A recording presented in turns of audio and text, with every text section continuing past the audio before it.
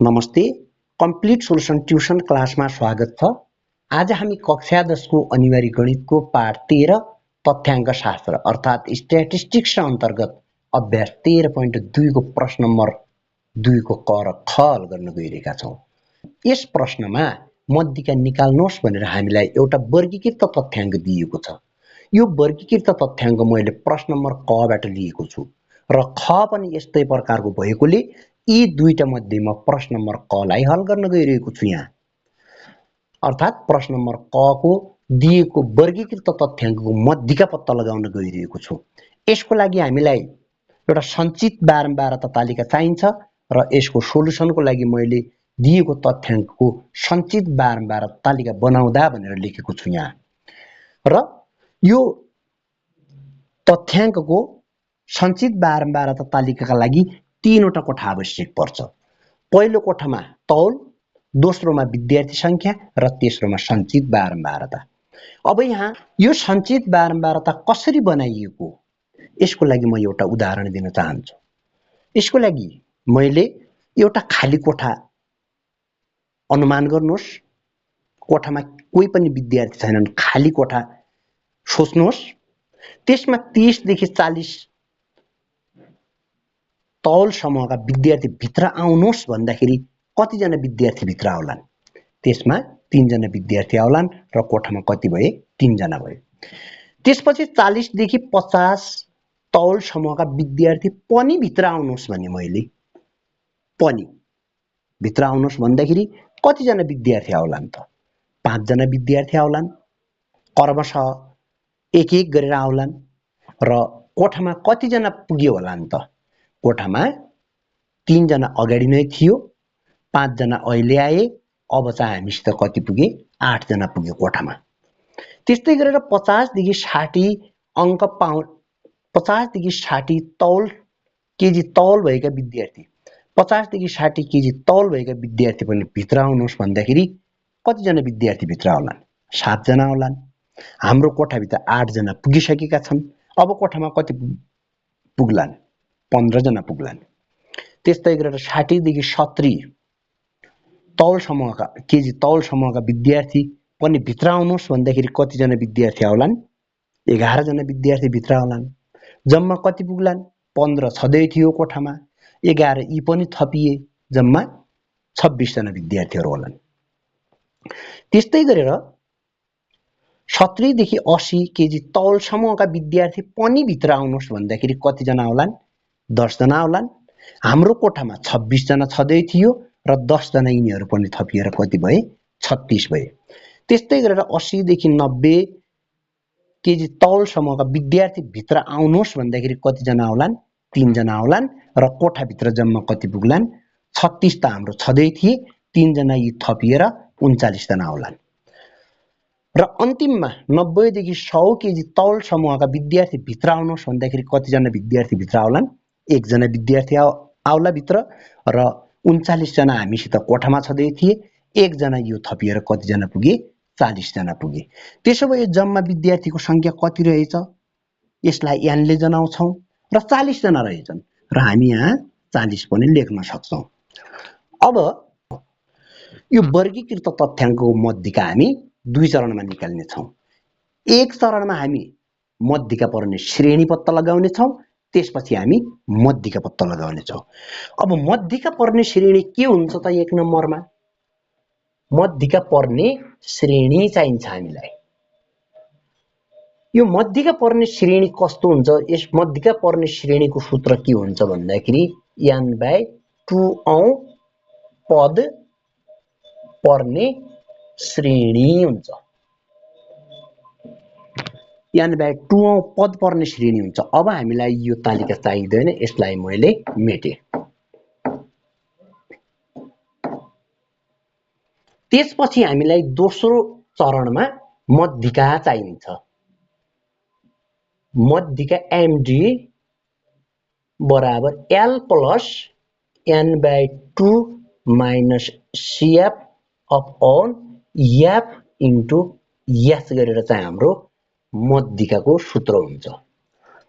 अर्थात् यस तालिकाबाट हामीले l पत्ता लगाउनु पर्यो, यान त हामीलाई दिएकै छ अनि सियाप पत्ता लगाउनु पर्यो के रहेछ त्यो सियाप अनि एप पत्ता लगाउनु पर्यो र एस पत्ता लगाउनु पर्यो। यसको लागि म सबैभन्दा पहिले मध्यका पर्ने श्रेणी पत्ता लगाउँछु। लेखौँ यहाँ मध्यका पर्ने श्रेणी यो रफ भयो हाम्रो मध्यका पर्ने श्रेणी लेखौँ is equal to n by 2 औं पद पर्ने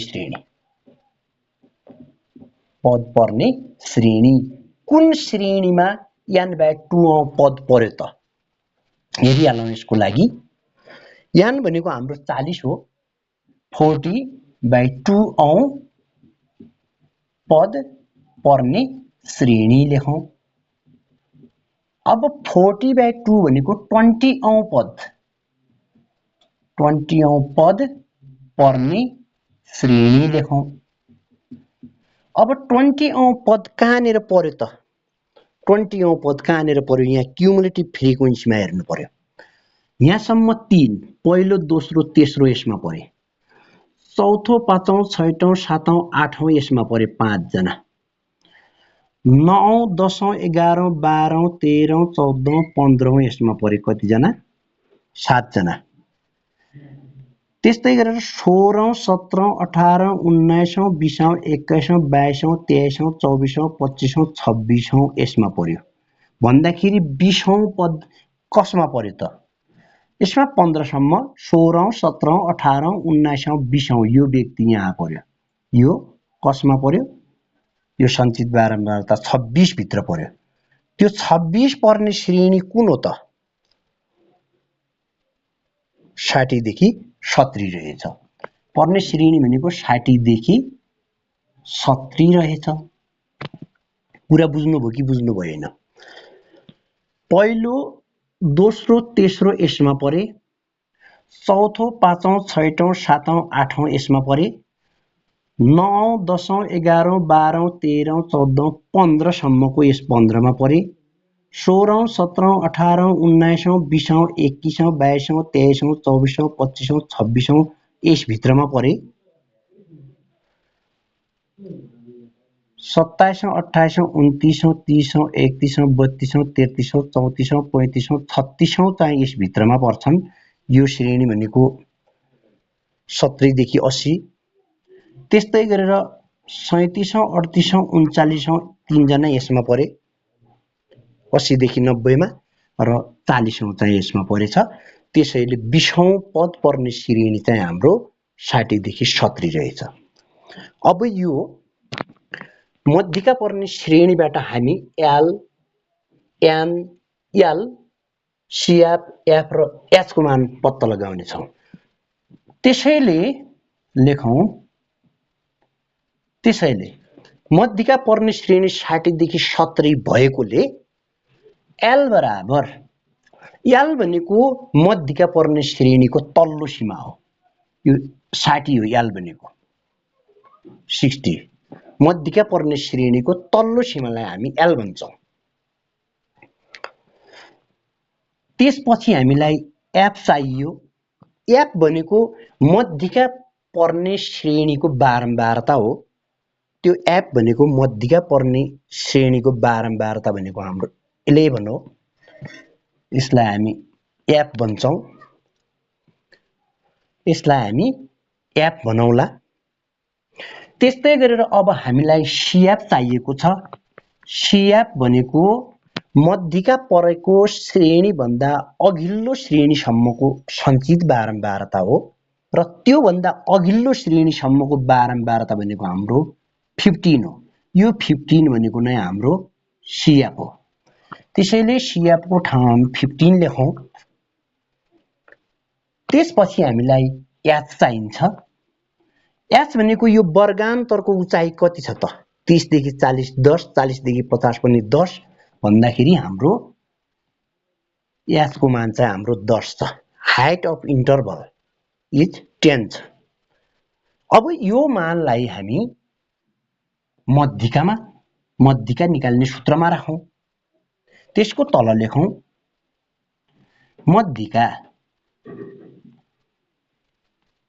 अलि मान राखौं l को मान 60 l को मान हाम्रो 60 छ तल्लो सीमा प्लस यता लाइन राखौं n को मान हाम्रो 40 छ 40/2 माइनस CF को मान हाम्रो 15 छ हेर्नुस् यो भन्दा अघिल्लो 15 छ F को मान हाम्रो F को मान त्यो मध्यका पर्ने श्रेणीको बारम्बारता 11 छ 11 इन्टु H चाहिँ हाम्रो 10 छ 60 राखौं यहाँ प्लस यतातिर हिसाब गर्दै जाउँ 40 लाई 2 ले भाग गर्दाखेरि 60 प्लस 40/2 = 20 हुन्छ माइनस 50/11 इन्टु 10 = 60 प्लस 20 बाट 15 सब्ट्र्याक्ट गर्यो भने 5 हुन्छ 5 इन्टु 10 लेखौं डिभाइडेड बाइ 11 लेखौं अब यो मानहरु हामीले राखिसक्यौं त्यसको तल लेखौं = त्यसको तल लेखौं 60 प्लस 50/11 = 60 प्लस 11 ले 50 लाई डिभाइड गर्दाखेरि 11 4 जा 44 6 बच्छ 11 5 जा 55 फेरि 5 बच्छ 11 4 जा 44 फेरि 5 यस्तै प्रकारले बढ्दै जान्छ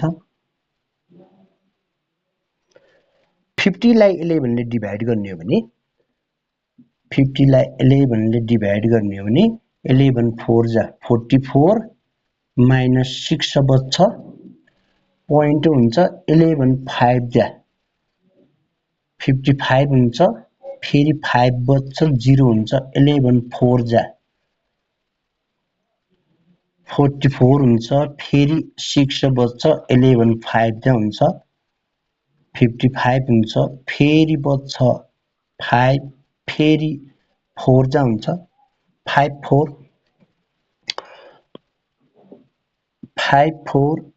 4 यस्तै प्रकारले बढ्दै जान्छ 60 प्लस 5 4.54 यस्तै बढेर जान्छ यसमा हामीले 64 जोडौं 60 प्लस 4.54 = 64.54 = 64.55 लेखौं यो नै यसको मध्यिका हुनेछ आन्सर यदि यो भिडियोलाई मन पर्यो भने लाइक कमेन्ट र शेयर गर्न नभुलिदिनु होला र यदि यो च्यानलमा पहिलो चोटि हुनुहुन्छ भने सब्स्क्राइब गर्न पनि नबिर्सनु होला धन्यवाद